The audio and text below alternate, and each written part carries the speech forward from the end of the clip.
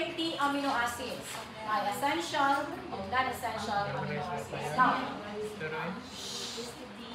si non-essential amino acids may not be present in our diet.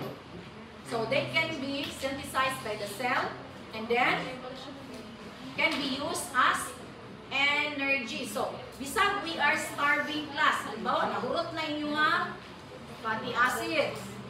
Nahurot na inyo ang glycerol. Walay kaon-kaon, hurot na si fatty acids, hurot na si glycerol. Now, our body, napag-happy reserve nga energy. We have proteins. Okay? So, si protein ang puta. Si protein is undergoing hydrolysis through digestive process maybe. I-digest. So, may mo siyang amino acid in the small intestine, absorbed in the capillaries, to the circulation, to the cell. So, unsahan na dayon sa cell ang amino acid? Pag abot ana, ibutang dayon siya diri sa amino acid pool. Kung natay swimming pool diri, atong cytoplasm, atong cytosol, ay amino acid pool. Where, when the need arises, ang amino acids are taken out from the amino acid pool. Do you understand? Okay. So, there are so many ways na ma-metabolize ato ang amino acid. First, they are needed for the synthesis of proteins. So, during translation class, si tRNA manguha o harvest o amino acid from amino acid pool para mihimong proteins. Did you understand? Okay. Now, pwede po, during the synthesis of heme, nucleotides, hormones, neurotransmitters, manguha na po o amino acid from the pool.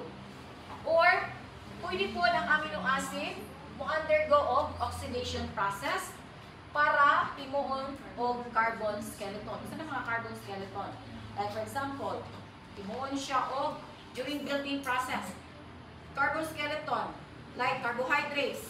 Carbohydrates are made up of carbon skeleton. Carbon, carbon, carbon, carbon. 6 ka buok, 6 ka glucose, 6 ka buok. What is carbon skeleton? Building process. So this is anabolism. Now,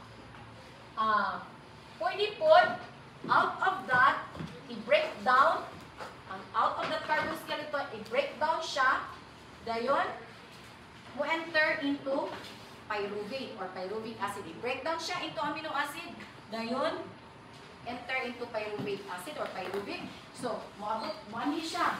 So, mahimo na din siya, energy na sa. Okay, are you with me? So, bisang walay kaon, starving, you are starved, walay kaon, naurot na imong, like Jesus when he was when he fasted for 40 days and 40 nights, some of the amino acids are used up. Did you understand? Nagamit na. So, enter sa pyruvate, entering into the citric acid cycle. Pag nag-H equals to ATP, survive gihapon. Okay? Okay, how about here? So, ang pyruvate can be used for the building of glucose, that is in gluconeogenesis. Genesis means formation, that is building process. Isa na sa inyong mga reports kada grupo. Gluconeogenesis. Genesis means formation of glucose out of non-carbohydrate sources. Do you understand? Okay, are you still with me? Okay, gluconeogenesis. Okay, genesis means formation. Gluco is glucose. Neo is non-carbohydrate. So, neo is non-carbohydrate source. So, there is formation of glucose out of non-carbohydrate sources. Sa non-carbohydrate, it could be amino acid. So, ang amino acid, pwede siya ma-convert into glucose. So, makabuild lang gihapon siya o glucose. Or, okay, during Oxidative deamination class, may deamination, removal of amino group. Like for example, say this is our this is our amino. So NH4COOH, we have H, we have R, side chain. So kani siya is the amino group, this is the carboxyl group. So kani si amino group, tanggalon. Why? During oxidation process class, okay, oxidize si amino acid, tanggalon si amino group kay toxic to the cell. Are you with me? So tanggalon siya, ilapay dito sa urea cycle. Urea cycle para ma-convert into urea. So mo na ni dayon ang mahimong urine, mahimong feces, with undigested foods, mahimong sweats, inuhang singot. So that contains urea. Okay, are you with me? So, una ni ang amino group out of deamination during oxidative oxidation process of amino acid. Okay, or out of carboskeleton, pwede siya ma-convert into acetyl-CoA. So, si acetyl-CoA, so you have here. Pwede siya mo-enter dito sa acetyl-CoA, dayon na anak ko'y H, pag-isto, ATP. Do you understand? Or, pwede po siya ma-convert later into energy. Or, out of carbon skeleton, convert into acetyl-CoA, converted into fatty acids. Okay? Or, it could be ketone bodies. That is how this end products of the breaking process being utilized to build up something. Do you understand? So, Shanghai, again, we are broken, so something we build up.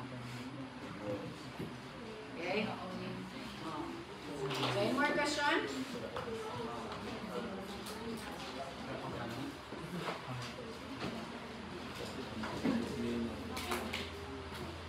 Now, amino acid can follow two pathways. The breaking of amino acids can follow two pathways.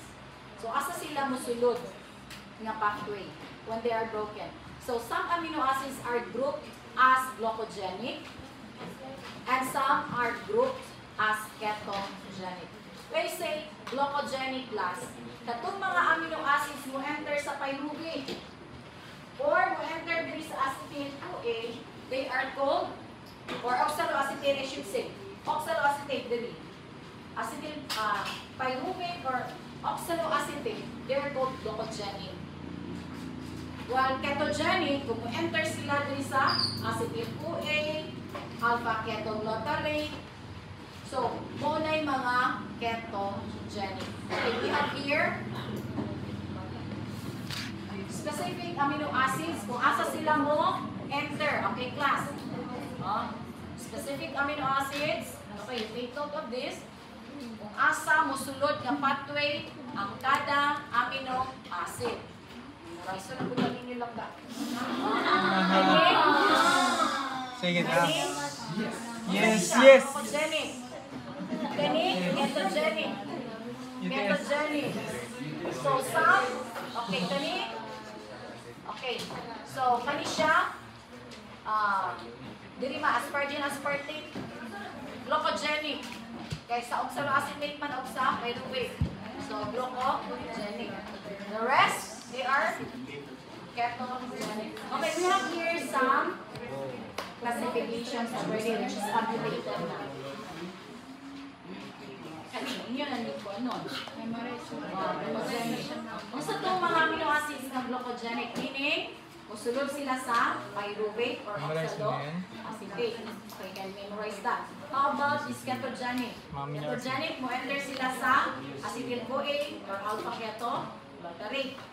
How about both? Pwede siya glucogenic or ketogenic. Okay? So, memorize ha? Yes. Yes.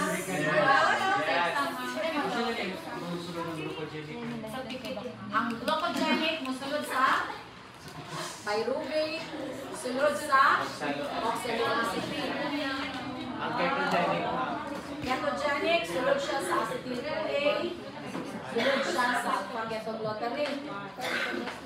Tapos like both glucogenic and ketogenic.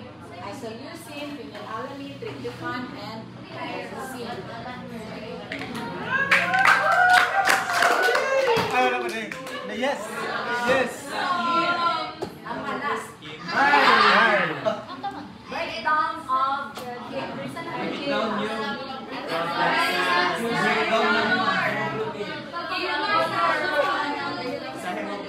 Okay. Dugo. Give